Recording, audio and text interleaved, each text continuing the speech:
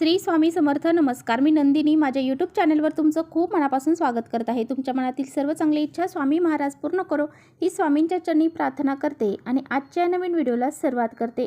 उद्या वार आहे शनिवार, दिनांक आहे 21 जून. या दिवशी आलेली आहे योगिनी एकादशी. दरवर्षी ज्येष्ठ कृष्ण पक्षाच्या एकादशीला योगिनी एकादशी व्रत पाळले जाते. हा दिवस भगवान विष्णूंच्या पूजेसाठी विशेष मानला जातो. धार्मिक मान्यतेनुसार या एकादशीचे व्रत केल्याने जीवनातील आजारापासून मुक्तता मिळते आणि मागील जन्मातील पापापासूनही मुक्ती मिळते. पुराणामध्ये योगिनी एकादशी ही आजार बरे करण्यासाठी सर्वात प्रभावी तिथी असल्याचे म्हटले जाते. विशेषतः ज्यांना दीर्घकाळ मानसिक किंवा शारीरिक वेदना होत आहेत त्यांच्यासाठी हे व्रत खूप फलदायी असल्याचं मानले जाते. 2025 मध्ये योगिनी एकादशी व्रत हे 21 जून रोजी म्हणजे शनिवारी आहे. एकादशी तिथी 21 जून रोजी सकाळी 7:18 सुरू होईल आणि 22 जून रोजी सकाळी म्हणजेच पहाटे 4:27 संपेल. उदय तिथीच्या आधारे योगिनी एकादशी व्रत हे 21 जून रोजी पाळले जाईल.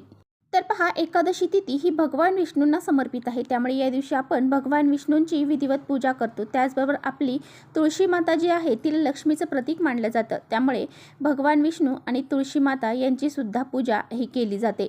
या दिवशी तुळशीपत्र वाहिल्याशिवाय भगवान विष्णूंची पूजा ही पूर्ण मानली जात नाही किंवा त्यांच्या नैवेद्यात तुळशीपत्र टाकल्याशिवाय पूजा ही संपन्न होत नाही. इतकं महत्त्व हे तुळशी मातेला दिलं जातं. तुळशी माता ही भगवान विष्णूंची प्रिय आहे. त्यामुळे या दिवशी आपल्याला विधिवत तुळशी मातेची पूजा देखील करायची आहे. त्याचबरोबर आपल्याला काही प्रभावी उपाय देखील करायचे आहेत. आपल्याला पिंपळाच्या झाडाला अतिशय प्रभावशाली उपाय करायचा आहे. पिंपळाच्या झाडाला ही एक वस्तू अर्पण करायची आहे. जर आपण एकादशीच्या दिवशी पिंपळाच्या झाडाला ही एक वस्तू अर्पण केली तर लाखो करोडोचं कर्ज असेल ते सुद्धा फिटून जाईल. त्याचबरोबर आयुष्यामध्ये सोन्यासारखे दिवस येतील इतका हा प्रभावशाली उपाय आहे. 7 पिढ्यांचं दारिद्र्य नष्ट होऊन जाईल. घरामधील जी इडापिडा आहे, संकट आहे ते दूर होऊन जातील इतका हा प्रभावी उपाय आहे. हा उपाय कसा करायचा आहे याबद्दलची संपूर्ण माहिती आजच्या व्हिडिओमध्ये आपण जाणून घेणार आहोत. त्यामुळे तुम्ही कुठे व्हिडिओ स्किप न करता शेवटपर्यंत नक्की बघा, जेणेकरून तुमच्यापर्यंत योग्य ती माहिती पोहोचेल. आपल्या चॅनलवर नवीन असाल तर चॅनलला सबस्क्राईब करा. असेच नवनवीन माहितीपूर्ण व्हिडिओ पाहण्यासाठी बेल आयकॉनलाही प्रेस करा, म्हणजे मी जेव्हा कधी नवीन व्हिडिओ अपलोड करेन त्याचं नोटिफिकेशन सर्वात अगोदर तुम्हाला भेटेल आणि तुम्ही एकही व्हिडिओ मिस करणार नाही. त्याचबरोबर खाली कमेंट्समध्ये ओम नमो भगवते वासुदेवाय नमः हे लिहायला अजिबात विसरू नका. व्हिडिओ माहितीपूर्ण वाटला तर आपल्या मित्रपरिवारांसोबत नक्की शेअर करा. एकादशी हा दिवस अतिशय महत्त्वाचा आहे आणि पहा, या दिवशी शनिवार आलेला आहे. शनिवार हा देखील अतिशय महत्त्वाचा दिवस आहे आणि एकादशी तिथी ही भगवान विष्णूंना समर्पित आहे. त्यामुळे आपल्याला या दिवशी भगवान विष्णूंची पूजा तर करायचीच आहे. त्याचबरोबर माता लक्ष्मीची पूजा देखील या दिवशी आपल्याला करायची आहे. तर पहा, आजच्या व्हिडिओमध्ये जो काही उपाय मी तुम्हाला सांगणार आहे तर तो उद्या तुम्हाला संध्याकाळी करायचा आहे. आता संध्याकाळी कधी करायचा आहे? असं म्हटलं जातं की पिंपळ वृक्षावरती संध्याकाळी माता लक्ष्मी वास करते आणि या वेळेमध्ये जर आपण हा उपाय जर पिंपळाच्या झाडाखाली केला तर माता लक्ष्मीची कृपादृष्टी ही आपल्यावरती राहते आणि तिचे भरभरून आशीर्वाद देखील आपल्याला प्राप्त होतात. म्हणूनच आपल्याला संध्याकाळी 4 वाजल्यापासून ते 7 वाजेपर्यंत हा उपाय करता येणार आहे.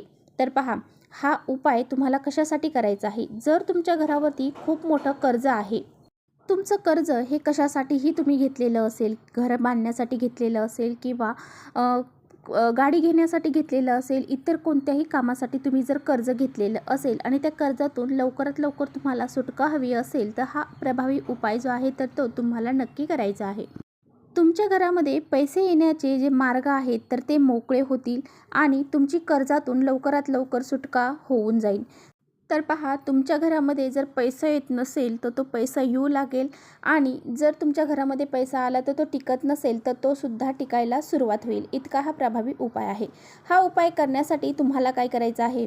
तर तुम्हाला उद्या सकाळी लवकर उठायचं आहे आणि सकाळी उठल्यानंतर स्नान करायचं आहे. स्नान करत असताना अंघोळीच्या पाण्यामध्ये चिमूटभर हळद, त्याचबरोबर थोडं एक तुळशीपत्र आणि गंगाजल तुम्हाला टाकायचं आहे आणि अंघोळ करायची आहे. त्यानंतर स्वच्छ कपडे परिधान करून देवघरातील देवांची पूजा करायची आहे. भगवान विष्णूंची मूर्ती असेल त्यावरती अभिषेक करायचा आहे. लड्डू गोपालची मूर्ती असेल त्यावरती अभिषेक करायचा आहे आणि त्यांची विधिवत पूजा तुम्हाला या दिवशी करायची आहे. धूपदीप अगरबत्ती लावून घ्यायची आहे आणि ज्यावेळेस तुम्ही संध्याकाळी हा उपाय करणार आहात त्यावेळेस सुद्धा तुम्हाला तुमच्या देवघरातील दिवा प्रज्वलित करायचा आहे. बाहेर तुळशीपाशी दिवा प्रज्वलित करायचा आहे आणि नंतरच तुम्हाला हा प्रभावी उपाय करायचा आहे. हा उपाय करण्यासाठी एक तांब्याचा कलश पाण्याने स्वच्छ भरून घ्यायचा आहे। त्यामध्ये एक गुळाचा खडा छोटासा टाकायचा आहे। त्यामध्ये थोडंसं तुम्हाला कच्चं गाईचं दूध टाकायचं आहे। त्याचबरोबर तुम्हाला टाकायची आहे चिमूटभर हळद आणि चिमूटभर काळे तीळ। तर ह्या सर्व वस्तू त्यामध्ये टाकायच्या आहेत। त्यानंतर तुम्हाला एक दिवा घ्यायचा आहे, मातीची पंती घेतली तरी चालेल। त्या दिव्यामध्ये तुम्हाला शुद्ध गाईचं तूप घालायचं आहे। आता शुद्ध गाईचं तूप हे माता लक्ष्मीला प्रसन्न करून घेण्यासाठी आपल्याला घालायचं आहे। आपली कर्जमुक्तीसाठी आपण हा उपाय करत आहोत। आपल्या घरामध्ये लक्ष्मी येणं खूप गरजेचं आहे आणि त्या वासाने माता लक्ष्मी आपल्या घराकडे खेचली जाते आणि माता लक्ष्मी प्रसन्न झाली की ती आपल्या घरामध्ये टिकून देखील राहते। त्यामुळे आपल्याला याच्यामध्ये शुद्ध गाईचं तूप घालायचं आहे। 2 वातींची एक वात करायची आहे। कलाव्याची वात जर असेल लाल पिवळा धागा तर तीच घ्यायची आहे, नसेल तर तुम्हाला कापसाच्या वातीलाच लाल पिवळं करून ती तुम्हाला त्यामध्ये घालायची आहे। आता हा दिवा आणि ही तांब्याचा कलश घेऊन तुम्हाला जायचं आहे पिंपळ वृक्षापाशी। पिंपळ वृक्षापाशी गेल्यानंतर सर्वप्रथम हा दिवा तुम्हाला प्रज्वलित करायचा आहे। अगोदर त्याखाली तुम्हाला तांदूळ किंवा मग एखादं पान असेल तर ते पान ठेवायचं आहे किंवा फुलांच्या पाकळ्या ठेवल्या तरी चालेल आणि नंतरच हे दिवा तुम्हाला प्रज्वलित करायचं आहे। त्यानंतर ते पाणी घेऊन गेलेलं आहात तर ते तुम्हाला गोलाकार पद्धतीने पिंपळ वृक्षाला अर्पण करायचं आहे। अर्पण करत असताना ओम नमो भगवते वासुदेवाय नमः या मंत्राचा जप करायचा आहे। 11 प्रदक्षिणा तुम्हाला त्या झाडाला घालायच्या आहेत आणि त्यानंतर तुम्हाला जेव्हा तुम्ही प्रदक्षिणा घालत आहात त्यावेळेस सुद्धा तुम्हाला ओम नमो भगवते वासुदेवाय नमः या मंत्राचा प्रभावी जप करायचा आहे आणि त्यानंतर दोन्ही हात जोडायचे आहेत आणि तुमच्या घरामध्ये माता लक्ष्मीला आव्हान करायचं आहे।